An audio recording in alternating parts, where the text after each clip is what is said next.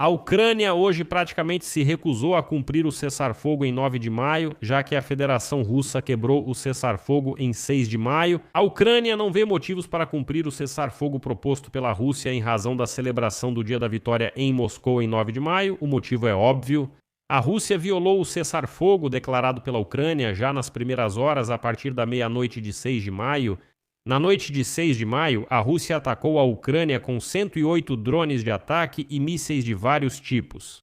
Além disso, segundo o presidente Zelensky, desde a meia-noite de 6 de maio, as tropas da Federação Russa cometeram 1.820 violações do regime de cessar-fogo, atacaram posições ucranianas, atacaram cidades e vilarejos ucranianos com drones e realizaram bombardeios aéreos. Por isso, fontes no gabinete do presidente da Ucrânia já declararam que não veem sentido em cumprir o cessar-fogo anunciado por Vladimir Putin e estão preparando ataques massivos contra a Rússia, bem no dia do desfile da vitória em Moscou. A Rússia já ameaça a Ucrânia com medidas de retaliação caso haja provocações durante o desfile de 9 de maio. Mas essas próprias ameaças mostram que o chefe do Kremlin, Vladimir Putin, não é capaz de proteger de forma confiável nem as áreas da retaguarda nem a capital. Afinal, se ele fosse capaz, por que ameaçar? Na verdade, ele está tentando intimidar Kiev, dizendo, por favor, não nos ataquem porque aí nós certamente vamos responder. Meu nome é Alexei Petty. Vamos discutir esse assunto juntos. Mas antes de começarmos, peço que você se inscreva neste canal, deixe um like e escreva qualquer comentário neste vídeo. Se você quiser apoiar o trabalho deste canal do YouTube, pode fazer isso com qualquer doação pelos links e dados na descrição deste vídeo ou pelo código QR, ou também através do patrocínio na plataforma do YouTube. Enfim, se este episódio for interessante e útil para você, no final do vídeo vou pedir que apoie o trabalho do nosso canal do YouTube com suas doações. A Ucrânia vai agir de forma recíproca. Dependendo da situação durante a noite e a manhã, também vamos decidir sobre nossas respostas totalmente justas.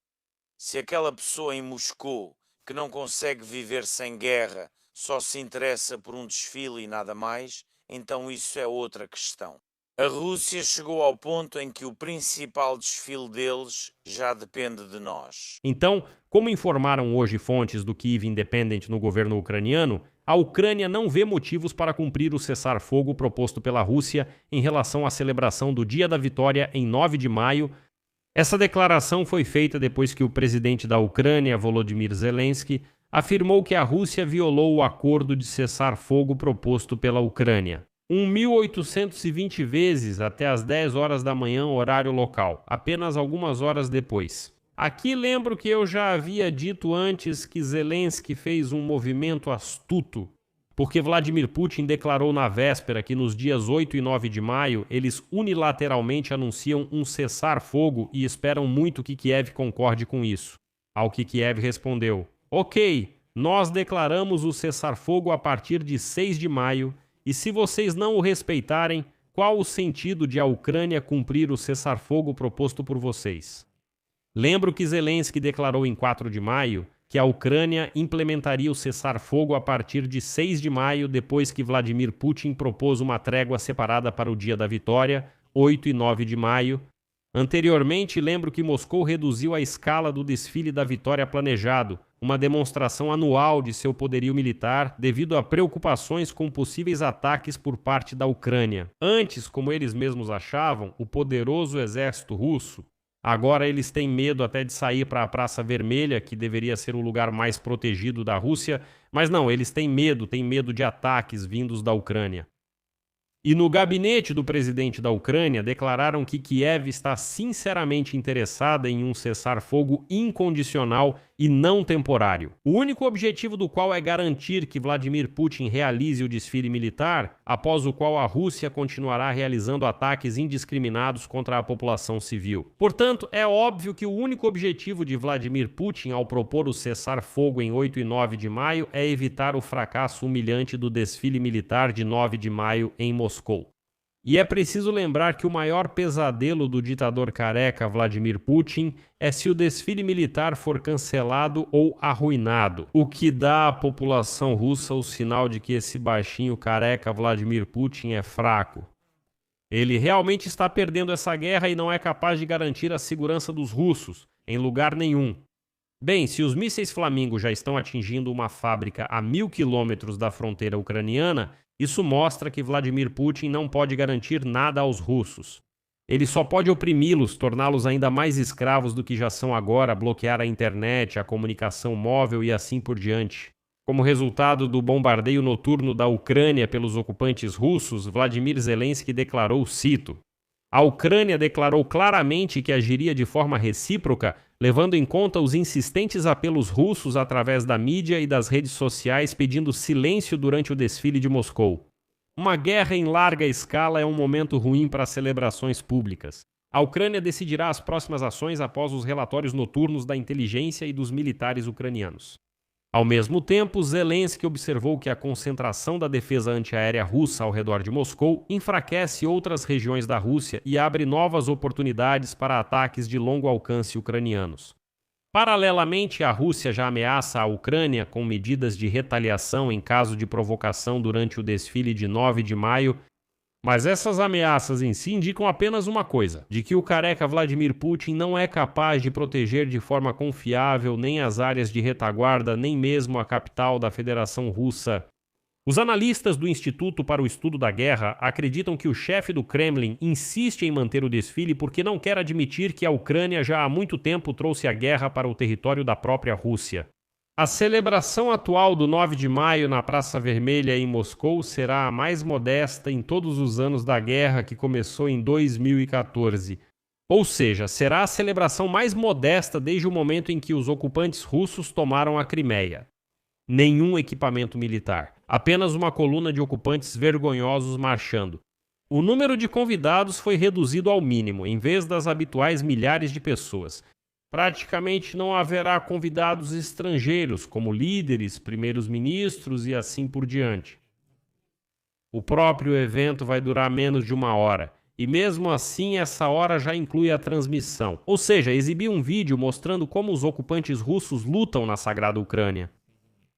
Até mesmo os blogueiros ultranacionalistas russos, que fazem parte do núcleo eleitoral de Vladimir Putin, estão cada vez mais criticando o ditador careca por não querer reconhecer a nova realidade. A Ucrânia atinge o interior da Rússia, e isso já não é mais novidade, já virou norma. Isso é normal, uma rotina com a qual os russos agora vivem. A Ucrânia atinge profundamente o interior da Rússia. Embora, vale ressaltar que eu pessoalmente não espero ataques da Ucrânia contra Moscou durante o desfile da vitória em 9 de maio. Por um lado, isso pode realmente provocar o anão careca Vladimir Putin a atacar Kiev. Para que precisamos disso? Por outro lado, é uma escolha entre o exibicionismo e ainda assim a eficácia. Especialmente considerando a existência de alvos em outras partes da Rússia que agora não estão protegidos pela defesa antiaérea que Putin concentrou em Moscou. Bem, por exemplo, seria muito mais eficaz destruir mais algumas refinarias de petróleo ou fábricas militares do que gastar recursos atacando o assustado Vladimir Putin na Praça Vermelha. Sim, a imagem seria impactante.